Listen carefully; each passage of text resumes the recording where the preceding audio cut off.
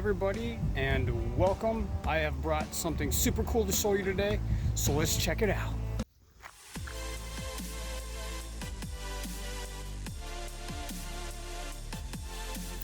So I'm going to try to make this super quick and easy and simple, but it all started right here with this box. There it is, the Alpicool CF35 portable compressor refrigerator. So let's just go over this thing really quick. I have wanted to do a review on this already, but I figured I'd better test it out and see how it did. And so I've been using this for a few months now. When you first look at it, obviously it's kind of a two-tone color. The lid on these fridges open up like so. They open up like a little chest fridge. This one here's got a little chain guide to help it so it doesn't fall all the way back. This lid here does have a gasket that goes all around there that seals and helps keep it nice and cool in there. So what this thing came with a little box like that. Okay, inside this little box they send you is two chargers. So you have a DC and an AC charger. So whether you're using this indoors or you're using this plugged into your vehicle, you're covered. So we take a look at the front of this little refrigerator here. You'll see that right here is your little LCD screen, and we'll have that lit up here in just a little bit. You got a little handle. You know, the finish on this, it's like a hard plastic. Here's your handle. Now, I've seen some other people talk about this and talk about how cheap and just kind of how flimsy this is, and I would have to agree. It feels like that if you abuse this, you're going to break this. But it's pretty easy. You just kind of lift that up and then lift up your lid. And I would imagine that if you're going to take and abuse this and slam that lid down, there's a chance you're probably going to break that. But in the 3 months or so that I've used this, I've not had any issues with that. You know, just treating it like you care about it. You used your hard-earned money to buy this thing, show it some love. Okay, so we take a look at the side of this thing, and you know, this thing's made of kind of a hard plastic. You know, it seems really tough and rugged. You know, I've had it for 3 months. I've had it in the van. I've had it inside, you know, and I've had no damages or issues. You will notice that over here in the bottom corner, same on the other side, there is a vent, and you want to make sure that wherever you put this thing, that those vents are wide open. That's what helps cool your compressor. Take a look at the back side of this unit, and here you'll see that's where you'll plug your whatever charger you're using into right there, and we've got another handle right there. Take a look at this side of the fridge, and you will see the Alpicool logo, and you'll see the other vent right there. Very important, keep those open. You know, dimensions on this guy, it's about 13¼ inches wide by about 14¼ inches tall, just to be safe. End to end, handle to handle on this fridge is about 27 inches long. And when you look inside here, it does come with a basket. And this basket, I suppose, is handy. So if you're taking stuff from inside your home or whatever, you know, you can just lift it all out, bring it inside, fill it up, if that's what you're doing with it. I know a lot of guys will take and just get rid of this basket, because even though it doesn't seem like it takes up that much space, it can take up that much space. So when you look in here, it doesn't seem like it is the deepest or has the most space of a fridge out there. Well, wow, was I completely surprised when I started filling this up. Take a look back here in this section. There is a little area over here, so you can put things like, I put things like vegetables over here, things that I don't want to get too cold or freeze. You know, things like mushrooms and peppers and hot dogs, brats, things like that over here. This thing is a portable refrigerator freezer, so you can get this thing down to, it says -40 Fahrenheit, but I usually set it at around 37 to 35. When you look at the top of this unit, it looks like it has what would be like little cup holder guys up here, but I've not really found that useful for anything. But just kind of a neat little deal that's right there. You know, the only thing that I can see with these here is just areas to let out some cool, and so we'll probably have to put some reflectives over the top of this lid as well. A neat feature about this fridge is so when you plug it in, it does have an LED light back there, so that way you can see what's going on the inside.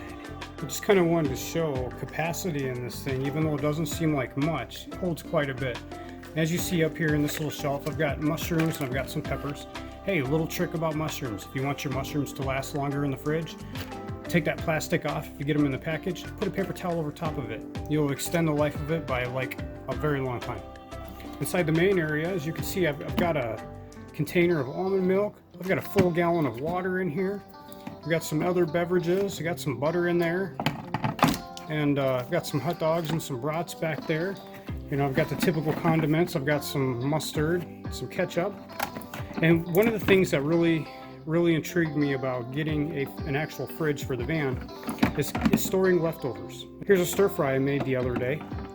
You know, there's nothing worse than making extra food in your van or on your trip and having no place to put it, or putting it in a Ziploc bag or something and going to pull it out, and somehow all the water from your ice made it to the inside of your food, ruining your dinner plans.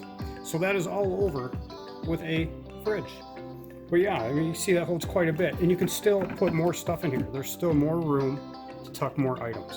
Okay, so when you're looking at the screen of this thing, on the left hand side you'll have your temperature up and temperature down buttons. They'll also be handy when it comes to your settings. On the right hand side to the top you'll have your power button, and you'll have a set button. Okay, so if you want to change your fridge from max power to eco mode, so what you do is you just hold the power button for a few seconds and then hit the settings button, and you'll see that flashing on eco. Hit it again, she'll go over to max. Hit it again, it'll go back over to eco. Now when I ran this to cool it down, I had it on max and it cooled pretty darn fast. And so, but typically I run in eco mode with the low battery setting, and it seems to work just fine for my power needs. Okay, so getting to the hidden settings on this is really easy. So what you do is you hit your power button, this is the upper right hand one, and then with it off, go ahead and hold your set button. You'll hold that until bam, you'll get an E1, and it goes all the way to E9. So E1, oh, lost it. So hold it till that menu comes up. E1, that's where you can set your lowest setting, but I don't plan on using this as a freezer, so it really doesn't matter to me. And you can take that all the way down to -40. So we're down to -40. I'll never need that, so it's not a big deal. Hit the set button to go into E2. And with that one, you can set that for your highest temperature, which I'm not too worried about that either. Usually keep mine about 35, 37.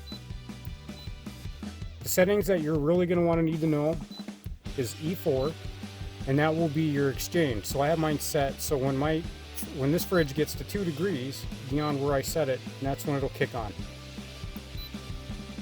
And the other setting that you're going to need to know will be E5, and that's where you do your Fahrenheit and Celsius. And because I'm in the United States, Fahrenheit seems to work great for me.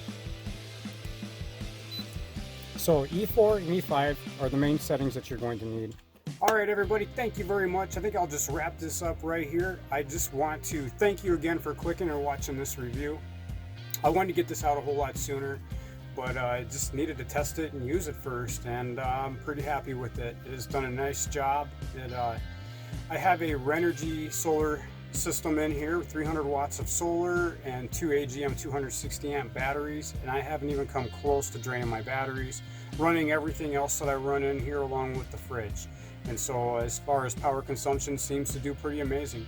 Another thing that I forgot to mention about this fridge is that it uses an LG compressor, which was based off the blueprints of the Danfoss compressor that everyone has come to know and love and expect to be the best compressor that's out there. As far as longevity of this fridge, I guess we'll see. Time will tell. You know, I'm about 3 months into it. Seems to be running strong without a problem, and I just love it. If you don't have portable refrigeration, especially in your van, you're missing out. But I do have solar, so that makes all the difference in the world right there. So I've got a free now renewable energy that powers that fridge. Prior to this fridge, I was using a cooler, and it was one of my last times out before I got this fridge, and I went to go grab something out. It was going to be dinner, and it was full of water, and I was just like, I can't do that anymore. It just kind of ruined my dinner plans. Not only that, but you got to, you know, keep up with the ice, and then you got the water. You know, not really a big deal. A cooler works out really well, and it worked out really well for a long time. But it is really nice to upgrade to a fridge. Well, anyway, guys, thank you very much again. I will put a link for this down below in the description box on Amazon if you're interested in it. They also do have other sizes, I believe 15 liter up to like 40 or 50 liters. They also have them with a fridge and a freezer in there, so dual temperature as well. So anyway, guys, have a great day. Thanks for clicking. Peace out.